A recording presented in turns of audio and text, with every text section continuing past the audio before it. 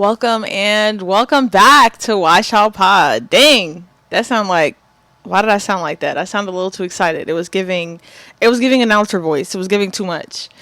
But welcome back to Watch How Pod. This is episode 5. We're happy to be here. We are excited to be here. Again, it took me way too long to get to this point. Why do I keep doing that? I don't know, but I'm trying to get it together, guys. I'm gonna get it together. I'm excited for this episode. I'm excited to hopefully just get back on a roll. And for those of you that have, been faithfully listening, I totally appreciate you. Please keep listening, supporting, commenting, subscribing, all the things. So episode 5, let's get into it. I guess I'll just give a little recap of just some things that are inspiring episode 5 and just what I've been up to lately, I guess. Last week I went to the With the Perrys podcast tour in Philadelphia, and let me tell you, worth every dime, worth every penny. If they do another tour, like within the next year or so, I will definitely be there, and I would totally recommend you go there. The only thing is, I would probably coordinate with more friends to like really be there with more people.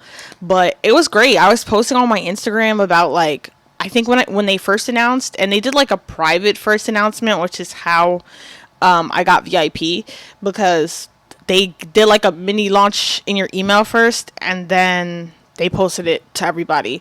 So when they did that, I was like, oh, I posted on my Instagram. I said, who wants to go with me? They posted their dates, and I literally reconnected with a friend that I hadn't spoken to since high school.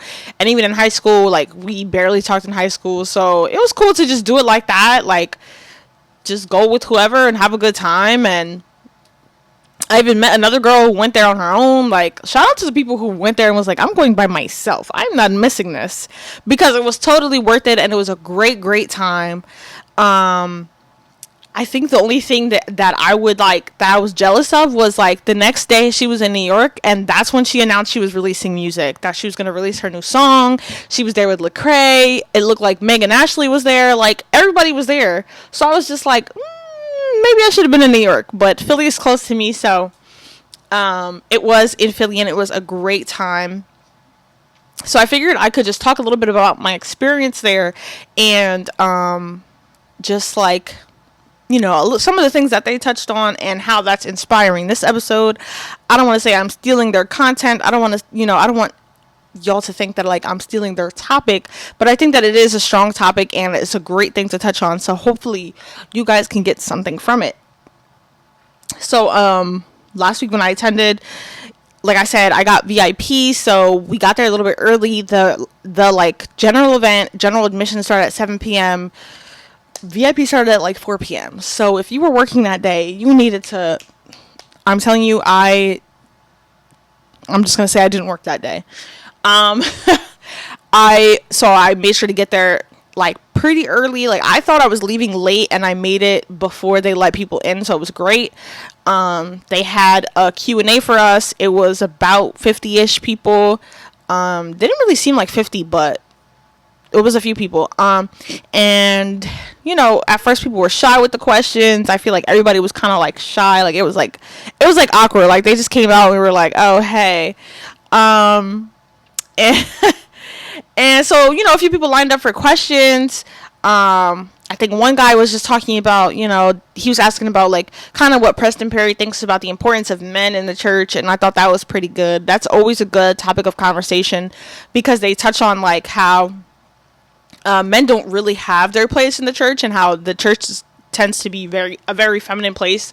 And men find value in being useful and having something to do. So how they talked about how there needed to be more space for that, and that was kind of like Preston Perry's answer. Nothing much from Jackie on that side. Well, I'm saying a lot of and but I guess I'm just trying to reminisce kind of like what they touched on and what they were talking about, and like the other questions that were asked. I think what was cool about the Q&A was that it definitely gave perspective into what was going on into these strangers' lives, because people went up there and they were very vulnerable. And I was like, whoa, people are dealing with some real stuff out here. Like, but God's still good, because it's just like they were sharing situations that it was like, wow, that sounds really tough, and I don't know what I would do if I was in that situation. But at the same time, looking at it from a godly perspective, I was like, dang, like that's a really powerful place to be in, and God, I can see that like God's setting it up so that He's really gonna get the glory out of it. Like it's just is so amazing. Yeah, just situations like that, and then people asking about parenting and stuff that I could definitely identify with, I guess. One lady went up there and was just asking for help with like basically parenting her kids and like asking for advice in that area, and they were kind of just like, we empathize with you, girl, and we don't have it all figured out either. Like the best you can do is really just lean on Jesus. Because she was just talking about coming from like a very religious and like legalistic background, and how that can be really hard when you're raising kids. And I can kind of identify with that too. Like being a pastor's kid, for me, I was just, not that my parents were like super legalistic, but we always had to be very mindful like of like how of perception of how people were looking at us, how we were dressed, like the things that we had. Like it was just like, oh, like you want to make sure like you don't have anything that looks too expensive, because it can look a certain way and people like to think certain things. And it just, that was never, obviously never the situation. It was like never, we were never in a situation where we were doing anything we weren't supposed to do, as far as like I don't know, fraud in the church. Like there was nothing like that ever, but because we had to constantly be like eerie of and just mindful of perception and how everything looked, like that still has an effect on me to this day. So that legalistic stuff and raising kids in that, like I don't have a fear of doing that to my own kids. I just think I'm gonna have to lean on God, because I'm sure like some of it is, I'm sure to an extent, even though it bothers me, something bothering you is not enough for like things to change, if that makes any sense. So because it has had a negative impact on me, and I'm aware that it has had a negative impact on me, doesn't mean that like my awareness is enough for change. I have to be intentional about change, and I have to lean on God for that change too. So it's just gonna be some of that. So that was some of the Q&A. It was really good, and then we went into taking pictures with them, which I thought was so cool. I was so excited.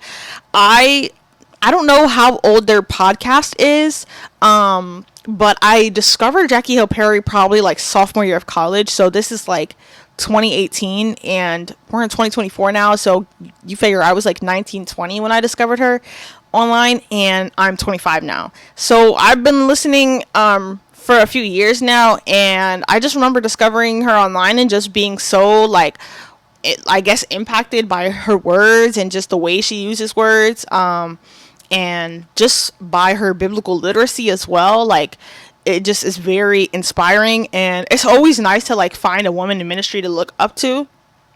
So I was very excited, and going to take the picture with them, it was hard. It's always hard because it's like, when you're in Christian spaces, it's like, oh, I guess I'm not really supposed to fangirl. Like, I'm not trying to idolize you, but like I look up to you. So it's hard not to like be nervous or anything. But I will say, like, they are very much like, and I didn't even really have a conversation with them, so I'm not gonna act like, oh my god, like I met them behind the scenes, like, because I really didn't talk. Like I was nervous, but but I greeted them, and I will say, like, they're very warm, and even based on how they did their podcast, they act very much how they do, like in person, how they do on camera, and how I've seen online. And I think that's always pretty refreshing. Like, you're not meeting someone who is like a face, right? They're not just pretending to be something that they're not. So that was very refreshing. And even like they seem to be pretty familiar with Philly. Like I met a lot of people there who go to churches in Philly, and they have been to events with the Perrys, and they, so they're familiar with them too. And it seems like the Perrys were kind of familiar with some of the people in Philly. And it was just overall very cool experience. Also, trying to think. So before they even get into before they really start the show, they start playing music to hype everybody up. And they have everyone standing up, and they're like, if you know this song, like, sing along. And so they start playing Brighter Day by Kirk Franklin. So, everyone's dancing, everyone starts singing. And I look over to my right, and I'm sitting in like maybe the third row, the first row on the right. So we're all singing "Dancing to Brighter Day" by Kirk Franklin. Dude is FaceTiming Kirk Franklin. Kirk Franklin was on FaceTime during our show. So I was like, oh my goodness, he's not really like showing him all of us singing to his song. Like, so I thought that was pretty cool. And I've seen Kirk Franklin in concert too, a few years back. So that was pretty cool. I just thought it was funny. Like, that's like, you're FaceTiming him right now. Okay. Yeah. And, getting into the show, they started with a session about, apologetics and evangelism, and that was all Preston Perry's, like his section, and I really enjoyed that. I've like never really been into apologetics or evangelism, especially because like I've been trained in the evangelism area, and for me it was just, I'm like, this is not my thing. Like, I am not an evangelist. Like, me talking to strangers, totally not a thing. I think that I am a talker. I just think like it's more so when I get to know people, or like when conversation kind of naturally starts. Like, I'm not the type to kind of like go on the street and initiate conversation, and to me that's always what evangelism like has been presented as. And like when I've gone through formal like leadership training, that's how it was. So he just did great explanation on what apologetics is, and all about his book, and the book that he just released, How to Tell the Truth. They also gave VIP a free copy of that and a t-shirt, which was great. But yeah, he kind of went into that, and they did a whole demonstration, and he asked us, how many of us feel comfortable like with the gospel, or telling the gospel, and a lot of us raised our hands, and then he's like, okay, well, like, how many of you would feel comfortable doing it right now? Something along those lines. I'm not saying it perfectly. And a lot of hands went down, and I think maybe there was one hand left, and I was a little bit tempted to kind of like do it, and then seeing how everything played out, I'm very happy that I didn't, because I would not have been prepared for that. But so he had the guy go up, and then Preston pretends to, he kind of steps into a character where he is a Jehovah's Witness, and his thing is like he really knows like the theology between these different religions, and he knows, all about what they believe and where their doctrine comes from. So because he knows that so well, and he's so well versed in the true gospel, he can talk to those people and reach them, which I think is a beautiful thing, because someone, for me, like when I meet those people, I'm like, okay, well, like, you believe what you believe, you got it, sis. Like, for me, it's just like, unless you're already open, or like I see like a segue into getting into that conversation, sharing the gospel, like, it's just like, I'm not fighting with you, I'm not arguing with you. And his whole thing is like, it's not about arguing, like, it's about getting to know people and their story, and then talking to them, and so on and so forth. So he does a whole demonstration. He goes up there, and he is in character as an old woman who's a Jehovah's Witness, and the volunteer who went up, he goes and he talks to him, and the guy did a great job. And I will say he did a great job, because he also was at the show in DC the night before. So, and they kind of said that too. They were like, all right, he was at last night's show, but he definitely did the best out of all the volunteers. So, he kind of just, they greet each other, and the character just goes into like what she believes as a Jehovah's Witness, and why she became a Jehovah's Witness. And the volunteer, he was very intentional about listening to her story.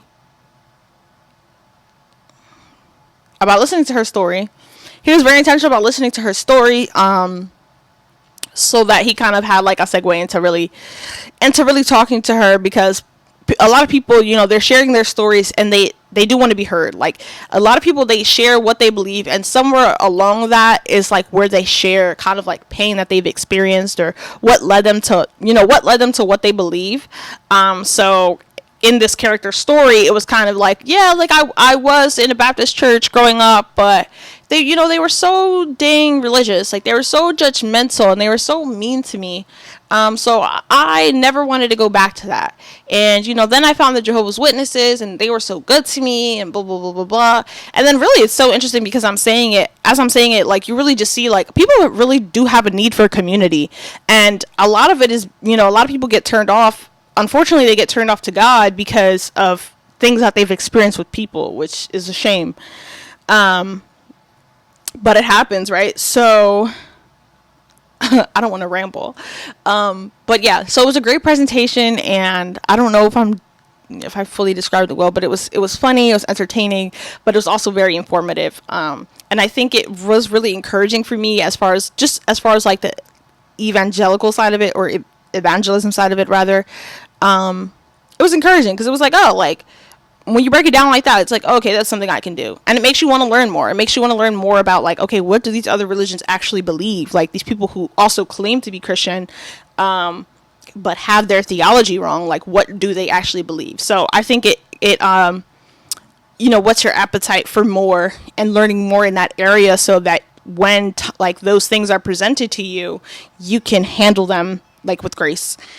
So going in, Preston's part was very strong, and they segued into Jackie's portion. So they did, like, I forget what they call them when you go to, like, conferences and such, but I'm calling them portions and sections. But she kind of had her section, and she started talking about false teachers, and I was kind of ready for that topic. Not really false teachers, but more so biblical literacy, and why we need to be reading our Bible, because, like, a lot of people are not reading their Bible. Okay. She was going into that, and I was ready for it, because the night before she posted a link on her Instagram to a YouTube video that really, really, expanded on it and spoke about it very well. So I was ready for that topic, and she went into that, and she went in. When I tell you, she was ready for us. Okay. And it's so funny because, like, she's so, like, what I like about her is that she's so nonchalant, but, like, when she starts preaching, all this personality and all this energy comes out, and it's so fun to watch. Like, just the duality of her personality, and just her preaching style and everything. So she went into that, and she was talking about how, like, a lot of people now are getting sucked into what might be considered false doctrine, because of their own desires, because of, right, she quotes the scripture for their itching ears. So I'm gonna just read it for y'all really quick. It was 2 Timothy 4:3. For a time is coming when people will no longer listen to sound and wholesome teaching. They will follow their own desires and will look for teachers who will tell them whatever their itching ears want to hear. So we like things that make us feel good, right? We like a lot of preachers that are motivating us, and a lot of us, the truth is that a lot of us don't do anything with motivation, because motivation isn't long term, right? I post about it on my Instagram all the time, my personal Instagram story, and I guess sometimes the Wise Child Pod Instagram as well. But, like, just as far as, like, how really, especially, like, I talk about it when it comes to the gym and my gym journey, like, it requires discipline, not motivation, because motivation wears off. So you can take that motivation and do something with it and build discipline off of it. But if you're just kind of taking this motivation that, a speaker is giving you just to feel good for a couple minutes, like, you're going to keep going back for that and not really get anything substantial, anything that's really going to feed you and help you grow. So yeah, she went in. She also used this, she used, like, an analogy that was kind of just like, talking about going to Olive Garden. You can go see the clips online. You can find the clips on YouTube, TikTok. I've seen them all. And it was good. It was strong. She was talking about going to Olive Garden and how they give you, the unlimited soup and salad and the breadsticks, and how, we go and we eat the salad, and we go and we eat the breadsticks, and we fill up on that bread, and we go and we order our main dish, and by the time that dish comes out, you realize you're full on the bread, right? Then she goes into the bread of life, and how that is filling for us, and how we're not going to need anything else when we fill up with the bread of life, which is just such a great analogy. She went in. I'm telling you, I have the video. If I could insert the clip, if I figure out how to do that, I'll do that for you. If not, I'm sorry. But some girl went up there, threw money on the ground, and she said, "What? Did this girl just give me $20?" Preston went and picked it up. It was $50, because it was that good. It was that good. She was going in. I'm telling you, people were so excited to open that place, and I couldn't believe how full it was, because compared to VIP, like I said, there was barely people there. So once everyone was there, I'm telling you, that place was packed. It had a balcony. The balcony was packed. I was like, dang. Oh my goodness. It was so awesome seeing like how many people know them, and like we're just excited to come see them and like really be fed like the true gospel. And if you watched my story that night, that's what I said, because I was like, I felt so good, like, and obviously you're not doing it for the feel good moment, but it was like this conviction and this like kind of like giving me this more of a hunger for God that night. But really I was just like, dang, how refreshing to hear like the true gospel. Like, you know, when you eat food and it's good for you, but also it tastes good. Like, I was like, dang, like that's what that night was. Like, it tastes good and like your soul felt nourished. I just, that's the only way I can describe it. So yeah, so after her section, they gave us time to vote on a topic, and they gave us 3 options. One was about relationships, the other one was a story time with them, and the other was emotional idolatry. And everyone voted on emotional idolatry, and I was voting for the relationship thing. I forget what it was, relational something. I don't know what it was. That's what I voted for, because that's what I wanted. Everyone wanted that emotional idolatry, and I was like, no, because I texted my friend who went to the DC show the night before, and they spoke on emotional idolatry the night before. So I was like, let's hear something else. But no, it was emotional idolatry, and I'm actually glad that they did, because I think that it's something that a lot of us struggle with, especially our generation, and definitely something I have struggled with. It was strong. So they went into emotional idolatry and what that kind of looks like, and there's so many different ways that you can like come at the topic of emotional idolatry. And this is where they started talking about jealousy. And Preston gives a story about how he had a jealous friend. About how he had a jealous friend, and this friend was always so cool up until they were around other friends, and then he would kind of like play him in front of his friends, and it's like everyone knows that friend, right? So this friend was jealous of him, and he goes on to say how he eventually told this guy like he didn't want to be friends with him anymore, and the guy admitted to like, hey, it's because I'm jealous of you, like I'm sorry, I still want to be your friend. So I just that jealousy, he was just, I think the point there was kind of just like, you know, we don't want to be led by those jealous emotions. Like, these are real emotions that we're feeling, but we have to understand why we're feeling them sometimes, and not always act on them, right? Because the Bible tells us be angry and sin not. So, and I think that be angry part is powerful, right? Because it's acknowledging that you can be angry, but don't sin. What does that mean? Like, when you break that down, what does that mean, right? It's okay for you to be angry. Be real about how you're feeling. Acknowledge how you're feeling. Validate how you're feeling. How you feel is valid. I will always tell people that. How you feel, 1000% valid. You sitting in it, you pouting about it, you treating somebody based on how you feel, that's what's not valid, and that's the problem. So they got into that a little bit, and just so good. Okay. Let me not get too, yeah. So we're talking about, I said be angry and do not sin, and really what I want to get across to you guys is don't be a slave to your feelings. Don't let your feelings be the dictator each and every day. If you're operating every day based on how you feel, first of all, you're never going to get anything done.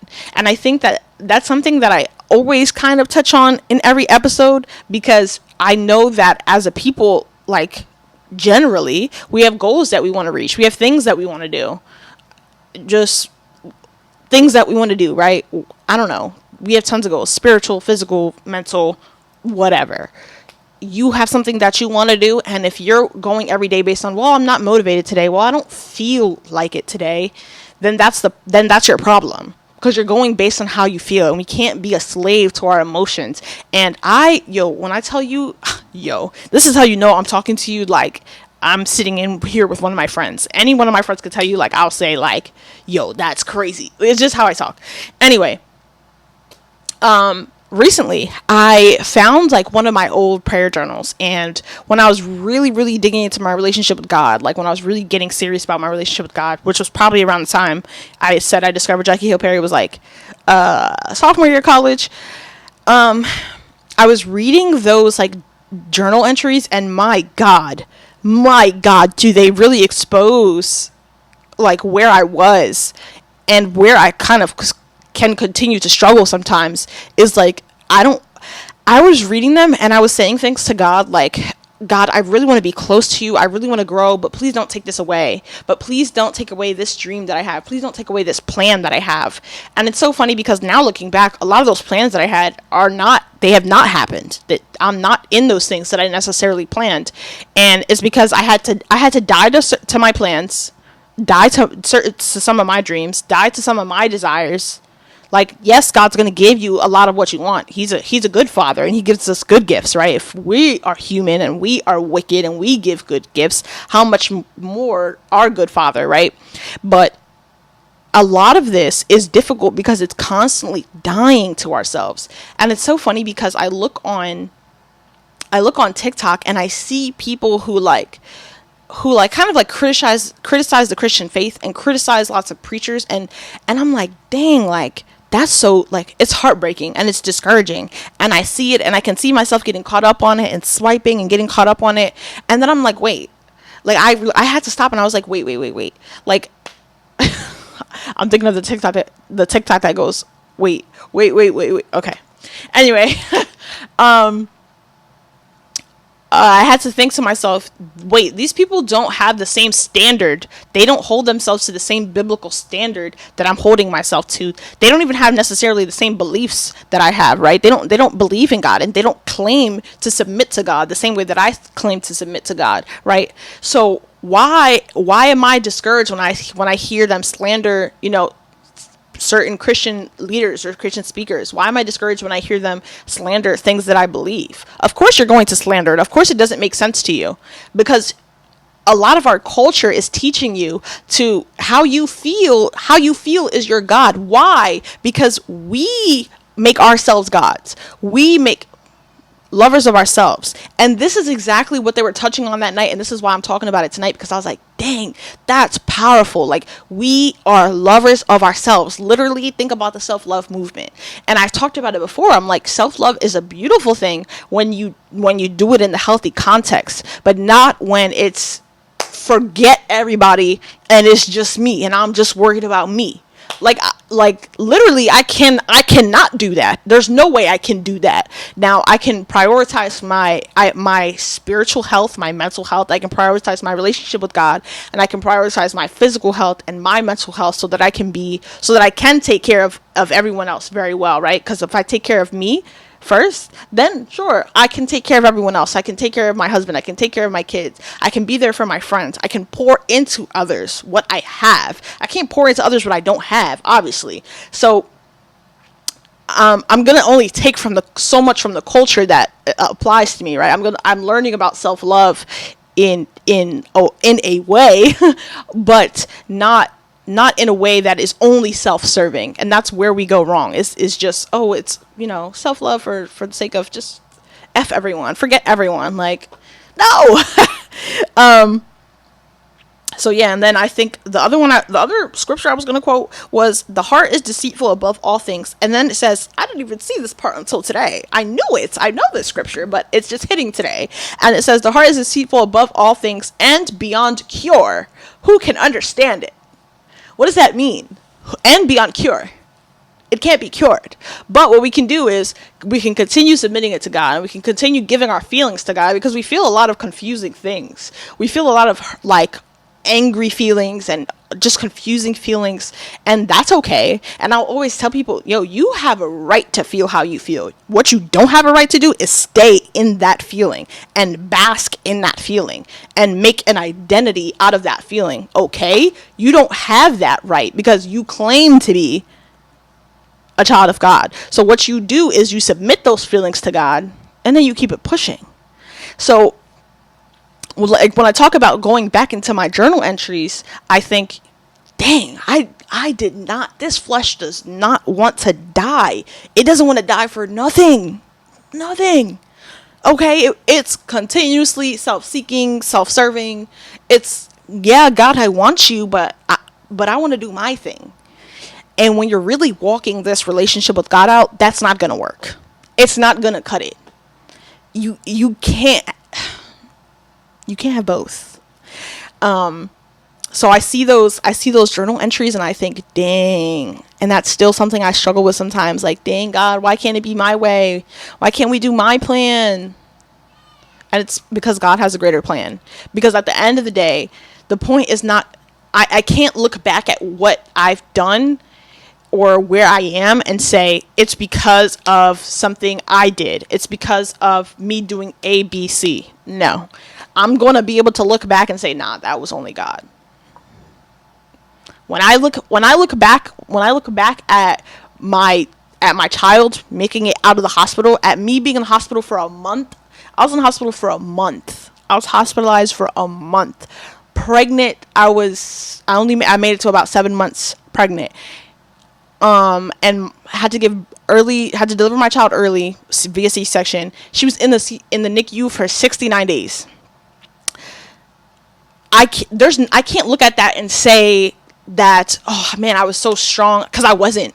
I was a mess. I was not strong. There was nothing. I was not strong. I did not keep it together. You know what kept me together? God. I don't even think I could really get it together so that I could like pray, because I just was in such emotional shock and such craziness.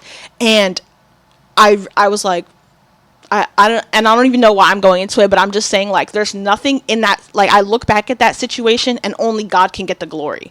Like, my kid was born 1 pound 5 ounces at 28 weeks. Like, I'm trying not to even get emotional right now. She was born at 1 pound 5 ounces in the NICU for 69 days. And I had to go through the emotional roller coaster, and I just had to trust God. And at the end of the day, God gets the glory. I can't look back at that and say, sure, I can say, yeah, God used the doctors to help her. You know, God put her in a good space where she was, like, you know, she was in a very good NICU, a level 3 NICU. Like, yes, like, God put those things together. There's nothing that I did. Nothing. I wish I could say I was strong. I wish I could say, yeah, my daughter's doing so well because I was in that NICU with her every single day, and I was praying so hard, and because I wasn't. I share that story not to, I don't know why I shared that story today, but it was just to prove that God gets the glory out of everything. There's nothing that I can look back on and say, this was because I worked so hard, I did blah, blah, blah. And this is not to discredit the part, because a lot of your part is going to be you working with God. A lot of your transformation, a lot of your growth is going to be because you submit to the process that God is taking you through, and you work with him. So when he tells you to do something, you do it, and you walk in obedience. There's lots of different levels to it, right?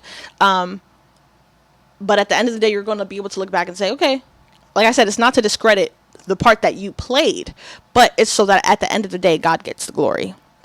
So, yeah.